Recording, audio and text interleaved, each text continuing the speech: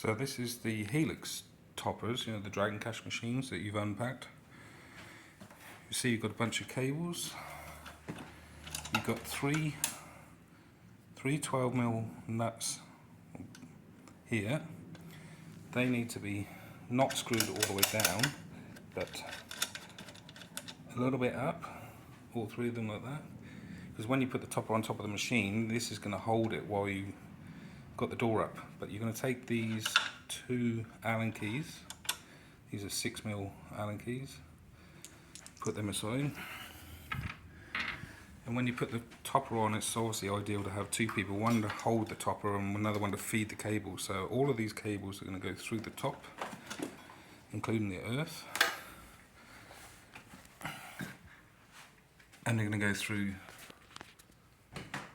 the top here, and you can see the three points where the nuts go through when you slide the top down and slide it forward. So I'll show you with another machine that's done. This is what it looks like from inside the machine. So there's the two Allen keys, one there, Allen bolts. There's the other one with the earth cable. Once they're screwed down, the topper will be like straight, and then you can just tighten up these three 12mm nuts. Now the only one cable out of this bunch is this grey one. So you're going to feed it down the back of this speaker down here. It goes down the back, down to the bottom of the machine. And you have to fiddle around trying to find it. It's going to be this one, so this is what it looks like with this white connector. And then just look for a spot down here. I'll just use the cables out the way. You can probably see that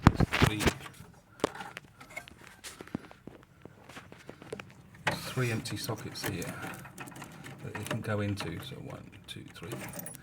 So I'll obviously plug this into any one of those. Obviously the machine's going to be off. Plug it in, and there we go. That's the power for the topper.